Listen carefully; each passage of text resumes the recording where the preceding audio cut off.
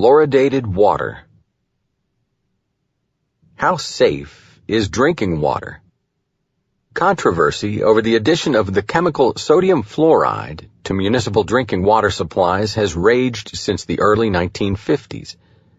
It was a time when Nazi scientists were being settled within the United States under the auspices of Project Paperclip. The Reader's Digest Oxford Complete Word Finder defines fluoride merely as any binary compound of fluorine, but fluorine was defined as a poisonous pale yellow gaseous element of the halogen group. Charles Eliot Perkins, a prominent U.S. industrial chemist, was sent by the U.S. government to help reconstruct the IG Farben chemical plants in Germany at the end of the war. In 1954, he wrote a letter to the Lee Foundation for Nutritional Research, stating that he had learned that the Nazi regime had used sodium fluoride as a means of mass control. "I want to make this very definite and very positive," Perkins wrote. "The real reason behind water fluoridation is not to benefit children's teeth. The real purpose behind water fluoridation is to reduce the resistance of the masses to domination and control and loss of liberty. Repeated doses of infinitesimal amounts of fluorine will in time gradually reduce the individual's power to resist domination by slowly poisoning and narcotizing this area of the brain tissue, and make him submissive to the will of those who wish to govern him. I say this with all the earnestness and sincerity of a scientist who has spent nearly 20 years' research into the chemistry, biochemistry, physiology, and pathology of fluorine. Any person who drinks artificially fluoridated water for a period of 1 year or more will never again be the same person, mentally or physically." Most people do not realize that fluoride is a key ingredient in Prozac and many other psychotropic drugs. Prozac, whose scientific name is fluoxetine, is 94% fluoride. Though fluoride purportedly prevents tooth decay, it only has been shown to affect tooth decay in children under 12. Today, 2/3 of all municipal water and most bottled water in the United States contain sodium fluoride. Fluoride is a poisonous waste product of aluminum manufacture that accumulates in the human body. The use of aluminum cookware has been strongly linked to Alzheimer's disease, a progressive brain disorder that gradually destroys a person's memory and ability to learn, reason, and make judgments. A Christian Science Monitor survey in 1954 showed that 79 of the 81 Nobel Prize winners in chemistry, medicine, and physiology refused to endorse water fluoridation. Nevertheless, every U.S. Public Health Service Surgeon General since the 1950s has supported putting this rat poison ingredient into America's water supply. The experts cannot decide where the truth lies in the fluoride controversy. Virginia dental surgeon and nutritionist Dr. Ted Spencer wrote, "A few years ago, I was asked by the head of our local health department to conduct a review of existing journal research on the toxicity of fluoride with emphasis on its cancer-causing potential. I went to the National Medical Library and produced for him some 40 articles on the toxicity of fluoride. When we reviewed them, there was some discrepancy in whether or not fluoride was mutagenic. Half of the articles said that it was, and half said that it was not. But it cannot be both ways. We wondered what was wrong." Spencer discovered that fluoride has been banned in European nations such as Sweden, Norway, Denmark, Germany, Italy, Belgium, Austria, France, and the Netherlands.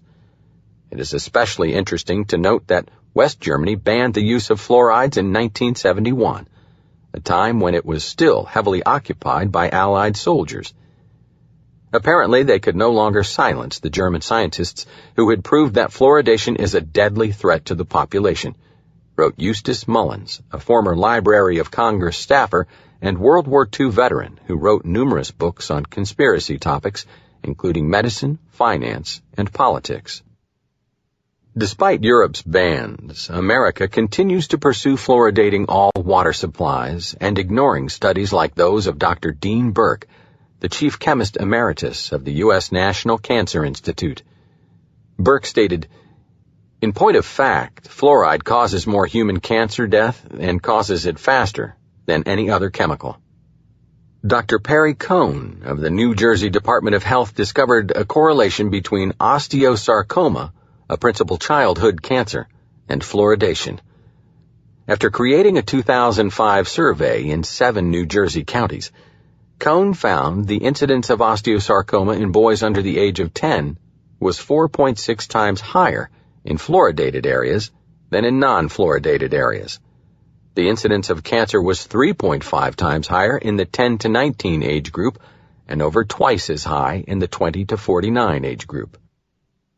Studies indicate that every major city using fluoridated water has experienced an increase in the rates of cancer.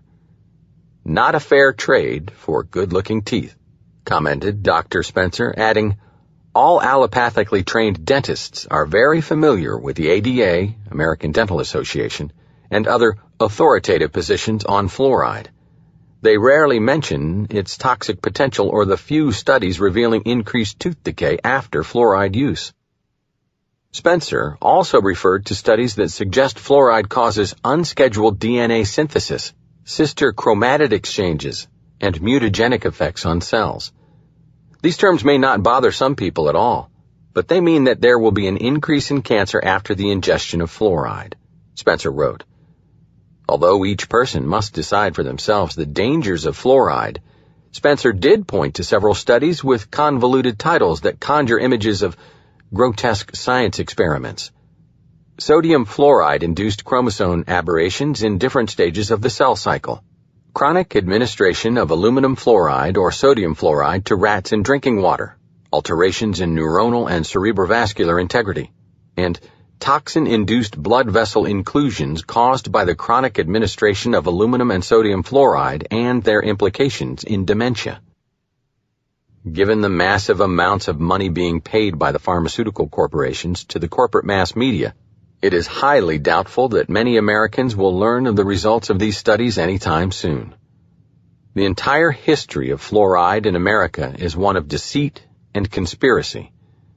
In 1946, a Wall Street attorney and former counsel to the Aluminum Company of America, now known by the acronym ALCOA, named Oscar Ewing, was appointed by President Truman to head the Federal Security Agency. Ewing became in charge of not only the U.S. Public Health Service, but also the Social Security Administration and the Office of Education. Congressman A.L. Miller, a physician-turned-Republican politician, accused Ewing of being placed in a highly paid position by Alcoa, a Rockefeller syndicate, to promote fluoridation. Miller stated, "The chief supporter of the fluoridation of water is the U.S. Public Health Service. This is part of Mr. Ewing's Federal Security Agency. Mr. Ewing is one of the highly paid lawyers for the Aluminum Company of America." Other opponents were less kind. Leaflets handed out in New York City boldly stated, "Rockefeller agents order fluoride rat poisoning of nation's water. Water fluoridation is the most important aspect of the Cold War that is being waged on us, chemically, from within, by the Rockefeller-Soviet axis. It serves to blunt the intelligence of a people in a manner that no other dope can. Also, it is genocidal in 2 manners. It causes chemical castration and it causes cancer, thus killing off older folks. This committee, Ewing's study of fluoride, did no research or investigation on the poisonous effects of water fluoridation. They accepted the falsified data published by the USPHS, U.S. Public Health Service, on the order of boss Oscar Ewing, who had been rewarded with $750,000 by fluoride waste producer Aluminum Company. Suspiciously, it was also reported that Ewing told fellow senators not to drink fluoridated water. Healthcare blues. If the nightmares of natural health advocates come to pass, a sick person soon will have no recourse but to seek professional medical assistance, which may not exist according to recent reports. This nation's healthcare system is in a shambles. Healthcare costs are moving beyond 16% of gross domestic product, and the U.S. healthcare system is sometimes 100% more expensive than anywhere else. Yet Americans do not live as long as citizens in other nations. Every citizen in these countries is covered by a health care plan, whereas in America, 15% of the population, about 47 million people, are uncovered at any given time. 50% of bankruptcies in the United States are due to medical bills, and many workers avoid changing jobs for fear of losing medical coverage, especially when they have pre-existing conditions. Many factors contribute to the poor state of healthcare in America, including malpractice anxiety for physicians, which leads to defensive practice. Also at play is the lack of coverage for preventative and mental health care, which could serve as a prophylactic for expensive emergency care later on. More troubling is the profiteering of insurance and drug companies, a system that rewards physicians for overprescribing drugs. In her book, Overtreated, Why Too Much Medicine is Making Us Sicker and Poorer, Shannon Brownlee explains that a serious part of the healthcare issue is the lack of clinical research needed to guide physicians' decisions.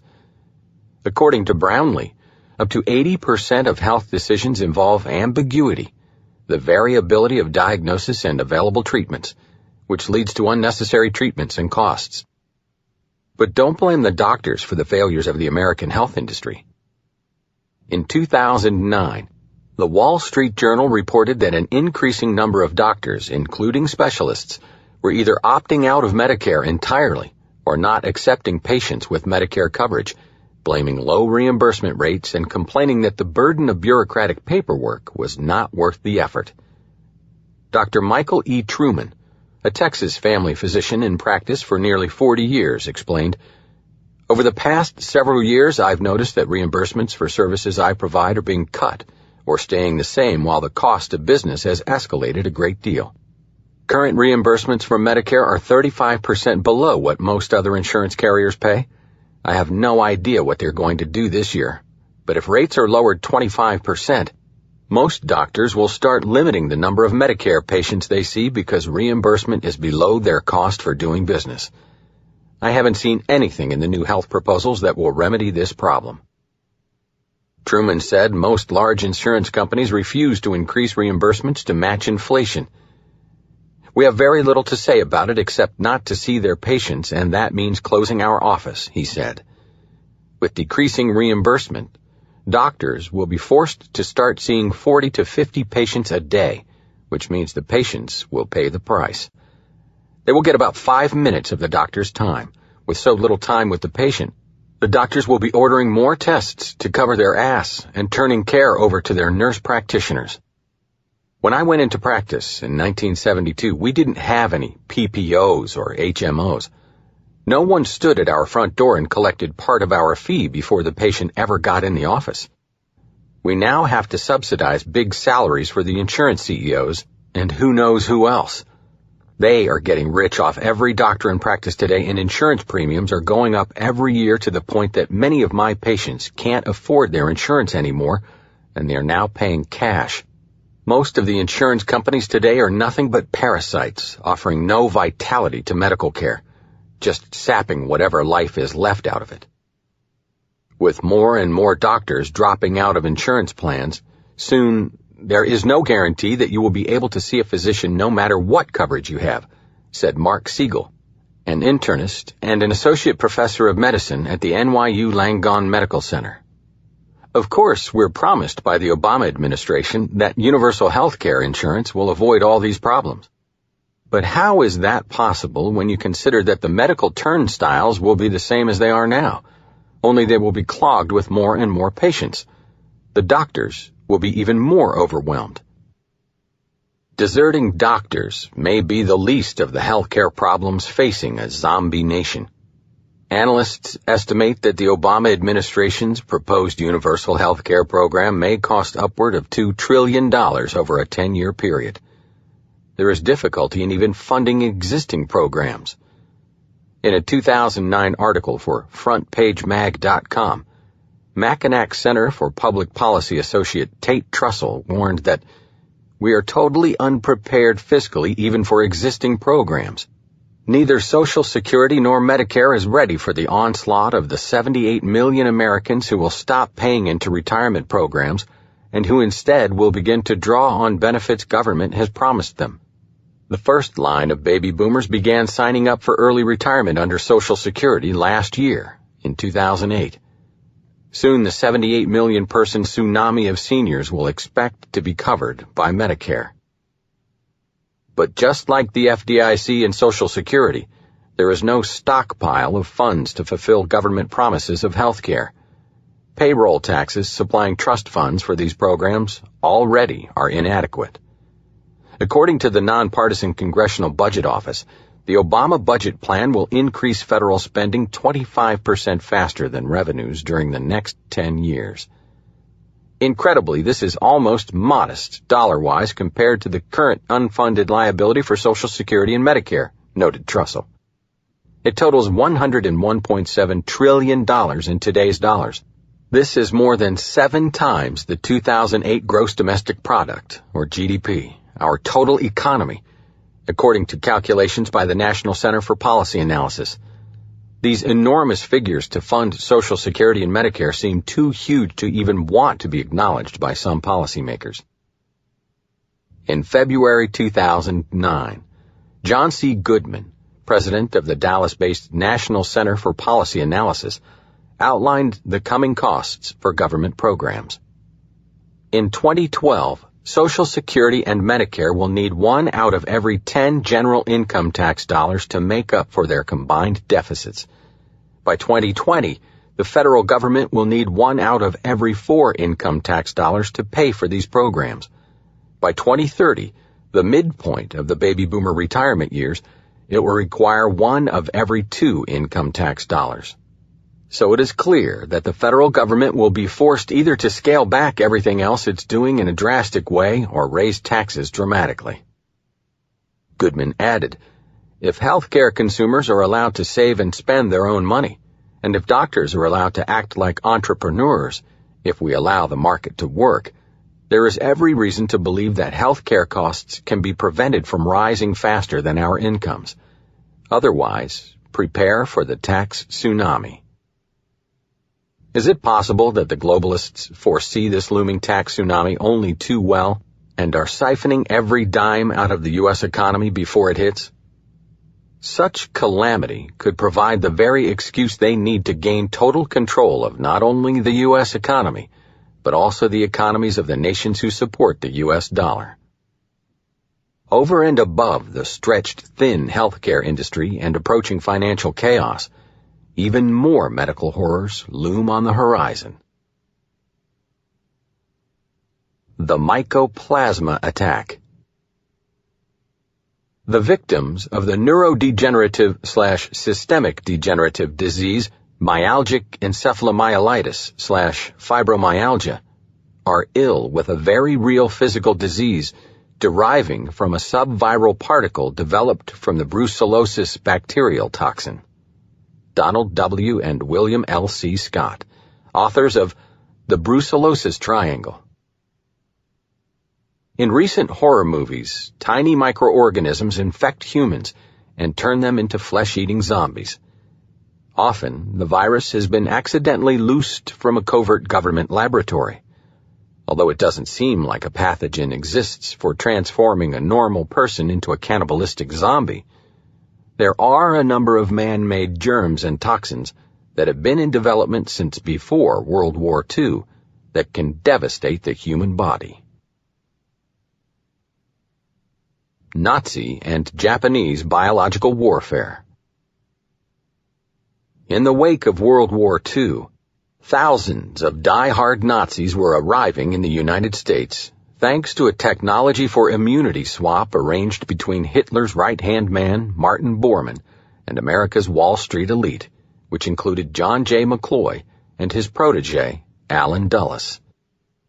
According to Dr. Len G. Horowitz's research, the WHO, World Health Organization, was heavily funded and influenced by the Rockefeller family, along with the United Nations and the World Bank, and the fact that John D. Rockefeller's business managers and lawyers, John Foster and Allen Dulles, had created the partnership between the world's largest oil conglomerate and IG Farben, Germany's leading industrial organization prior to World War II. Before the war, Attorney McCloy had represented the IG Farben drug combine. In The Rise of the Fourth Reich, it was detailed how the Dulles brothers and their pre-war work for Schroeder, Rockefeller and Company, City National Bank Chairman John J. McCloy, and Union Banking Corporation Director Prescott Bush acted as principal agents for Hitler's Germany. It might also be noted that the UN building in New York City sits on Rockefeller-donated land. McCloy, who served as High Commissioner in post-war Germany, also was chairman of the Ford Foundation, Chase Manhattan Bank, the Salk Institute, E.R. Squibb and Sons, and the powerful Council on Foreign Relations. Described in the New York Times as a group that fixes major goals and constitutes itself a ready pool of manpower for the more exacting labors of leadership. In his 1989 Times obituary, McCloy was termed Chairman of the Establishment. Though U.S. laws were in place to forbid post-war Germans from conducting research on chemical warfare, these were largely ignored as John McCloy hired experts as consultants and helped fund German industries to produce chemical warfare materials for the American military. At the same time, Allen Dulles was named director of the CIA.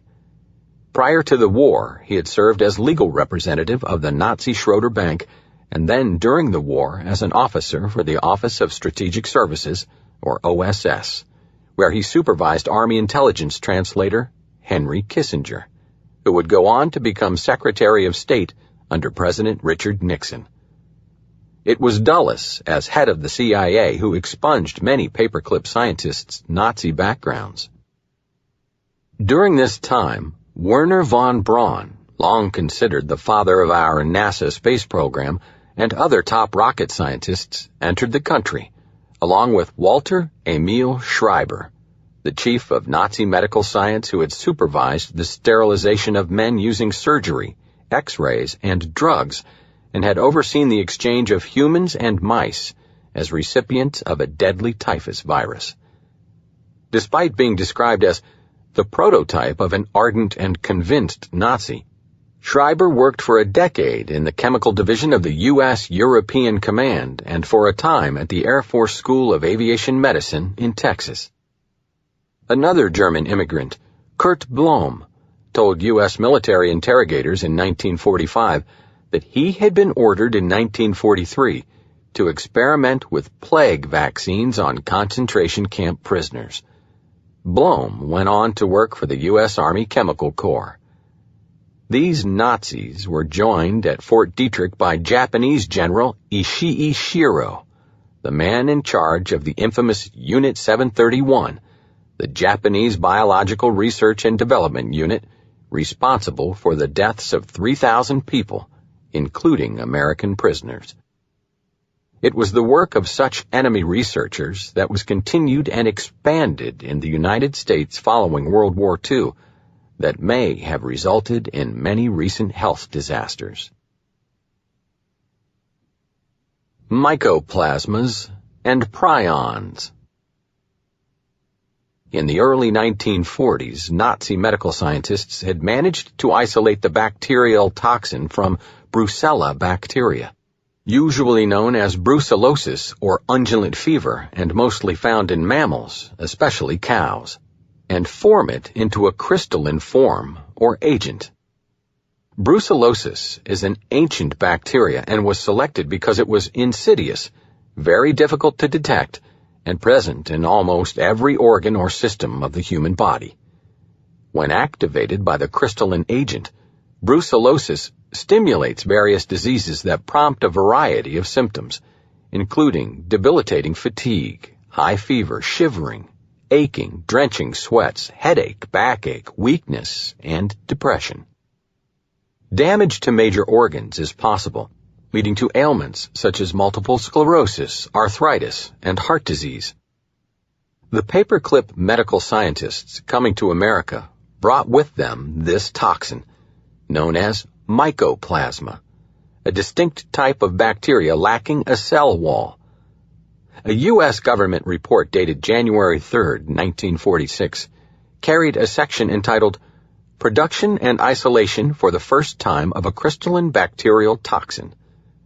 The Nazi bug had been reduced to a crystalline form, creating an artificial virulent disease agent derived from the original bacteria. This crystalline bacterial agent could be dispensed by aerial spraying or by infected insects. The agent also did not respond to most antibiotics, including penicillin. Acting as a parasite, it stimulated both bacterial and viral diseases, and because it attached to specific cells without killing them, was virtually undetectable by conventional medical diagnosis techniques. Such diseases are considered untreatable and usually fatal because they mostly affect the brain or neural tissue. These subviral bacterium particles have various names. They have been termed prions by Nobel Prize winner Dr. Stanley B. Prusiner, stealth viruses by Dr. John Martin of the Center for Complex Infectious Diseases, amyloids by the late Dr. Carlson Gaduzik, winner of the 1976 Nobel Prize in Medicine for his work on mysterious epidemics at the National Institutes of Health, NIH, and Mycoplasma/brucellosis by Donald Scott and Garth Nicholson. According to a paper by Stanley Prusiner, prions are unprecedented infectious pathogens that cause fatal neurodegenerative diseases by the entirely novel mechanism of altering proteins in the body. Prion diseases may present as genetic, infectious, or sporadic disorders, all of which involve modification of the prion protein, or PRP, wrote Prusiner. Paperclip scientists working on these infectious organisms were based primarily in laboratories at Fort Detrick, Maryland, Cold Spring Harbor, New York, and Edgewood Arsenal, Maryland. It was here and in hundreds of other laboratories throughout America that immediately after World War II, our former enemies' scientists were brought in under Operation Paperclip to continue their research and development of some of the most horrible weapons of mass destruction known to mankind, noted molecular researchers Garth and Nancy Nicholson in their 2005 book, Project Daylily. The husband and wife molecular researchers noted that there are 200 species of mycoplasma. Most are innocuous and do no harm. Only 4 or 5 are pathogenic. Mycoplasma fermentans incognitus strain probably comes from the nucleus of the Brucella bacterium. This disease agent is not a bacterium and not a virus. It is a mutated form of the Brucella bacterium, combined with a Wiesna virus, from which the mycoplasma is extracted, they said. The little mycoplasma also lost some of its genetic information, such as the genes that encode the thick cell wall and other genes that code for certain enzymes and metabolic pathways. Thus, it is smaller than the most common bacteria, and without the distinctive cell walls found in most bacteria, it can take on a variety of morphologies. It must hide inside animal or human cells to survive, and although originally thought to be fairly fragile, the little mycoplasma was hardier than anyone had ever imagined. Although considered primitive by bacteriological standards, the mycoplasma actually evolved from bacteria that contained cell walls, but lost its ability to make its own cell wall, probably because it no longer needed it when hiding inside host cells and tissues. But it made up for the loss of some of its genetic information by having evolved with other genetic sequences that allowed it to enter and colonize cells just like viruses. But it was not a virus because it retained the genetic and biochemical remnants of bacteria. Like a virus, however, it damaged cells by interfering with some of the cell's biochemical cycles, and it encoded some nasty molecules that caused invaded cells to slowly self-destruct and die, said the Nicholsons, noting that important targets inside cells were the mitochondria, cellular batteries that produce energy, and the DNA. The Nicholsons explained that biological warfare research conducted between 1942 and now has created more deadly and infectious forms of mycoplasma. Continuing the work of Nazi scientists, researchers in the United States weaponized the mycoplasma by reducing the pathogen to a synthesized crystalline form. They later tested it on an unsuspecting public in North America. According to the Nicholsons, the U.S. military's fascination with building this kind of biological weapon lies in the fact that the creature will hide inside cells and cause unbelievable havoc. It will destroy the mitochondria, eventually sending cells into an unrelenting death program, and in the process, gene expression will go crazy and surrounding cells will become damaged. This bug will then escape from its dying host cell to go to other places to eventually colonize every organ. And because pieces of the cellular membrane are dislodged when this little mycoplasma leaves its cellular hiding places, its victims should also be presented with an array of autoimmune symptoms similar to those found in various degenerative illnesses. It may even mimic some neurodegenerative diseases. It's beautiful because it should cause diseases such as multiple sclerosis and rheumatoid arthritis, but no one will ever guess that they are caused by an infection. Most physicians will never figure this out. What a delightful weapon. Several researchers, including the Nicholsons, Dr. Leonard G. Horowitz, Dr. Joseph S. Puleo, and the authors of the brucellosis triangle, Donald W. and William L. C. Scott, have linked this mycoplasma pathogen to a host of increasingly common neurosystemic diseases such as Alzheimer's, bipolar disorder, Crohn's colitis, chronic fatigue syndrome, Creutzfeldt-Jakob, diabetes, dystonia, fibromyalgia, Huntington's, lupus, Lyme disease, multiple sclerosis, myalgic encephalomyelitis, Parkinson's disease, and even schizophrenia. Some strains of mycoplasma are now being blamed for cancer and AIDS. According to the former chief virologist for the pharmaceutical company Merck Sharp and Dohme, the late Dr. Maurice Heilman, this disease agent is now carried by everybody in North America and possibly most people throughout the world. Mycoplasma researchers claim many people today suffering from various neurological diseases are actually ill with brucellosis. However, because the disease toxin pathogen has been isolated from the source bacterium in a crystalline form, there is no blood or tissue test that will confirm this fact.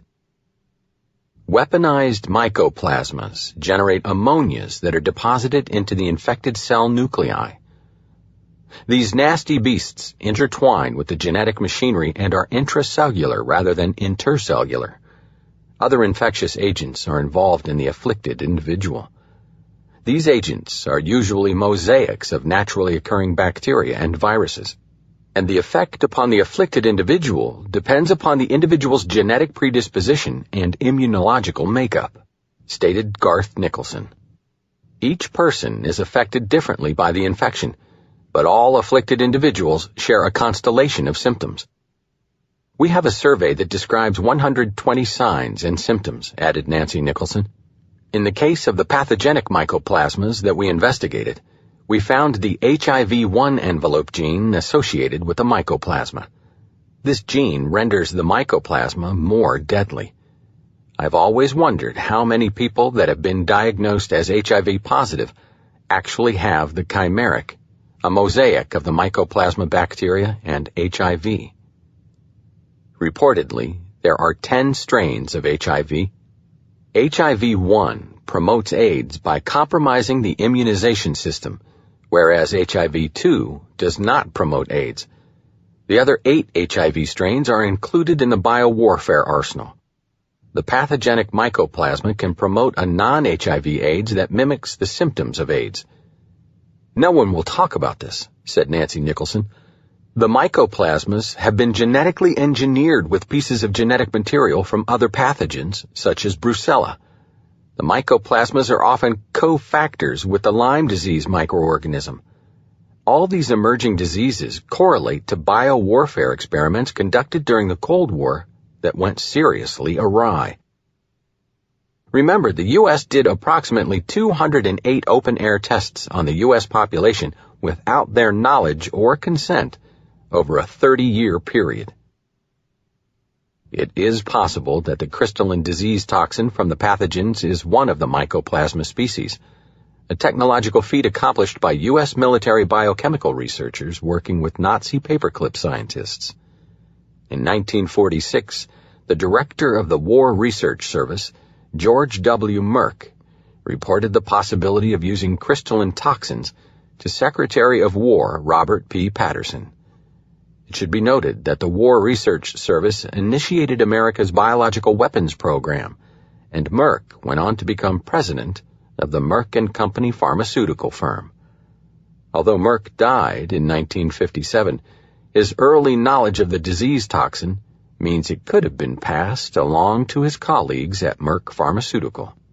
That Merck was involved in such research can be seen in a New England Journal of Medicine article that noted that a study of the hepatitis B vaccine, used extensively in gay and drug addict communities, was supported by a grant from the Department of Virus and Cell Biology of Merck, Sharp, and Dome Research Laboratories, West Point, Virginia.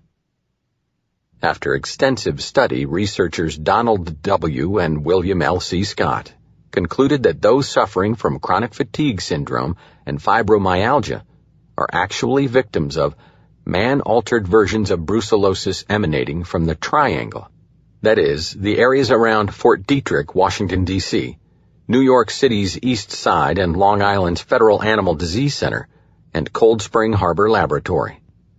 These locations are often mentioned in biological warfare literature.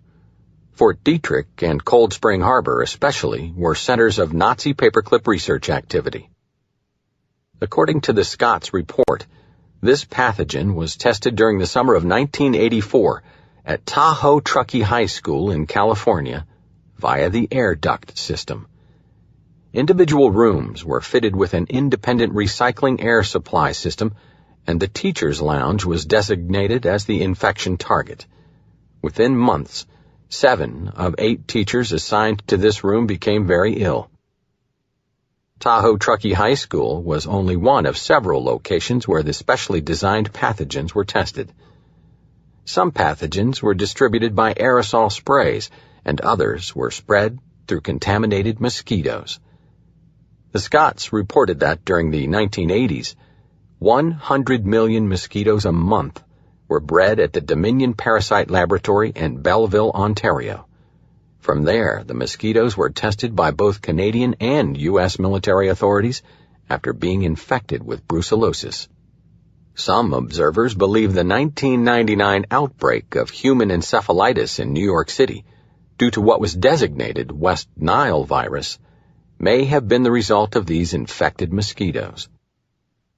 Additionally, the Scotts also claim that unsuspecting victims were tested by both the military and CIA and monitored by the National Institutes of Health and Centers for Disease Control. Encouraged by what they thought was a successful test, military leaders reportedly passed the brucellosis bioagent to Saddam Hussein, who in the mid-1980s was fighting a protracted war against Iran with the aid of the CIA. With the approval of Vice President George H.W. Bush in 1985, Saddam received a startling array of biological pathogens, the essential raw material for a disabling weapon. This included shipments of both Brucella abortus, biotypes 3 and 9, and Brucella melitensis, biotypes 1 and 3.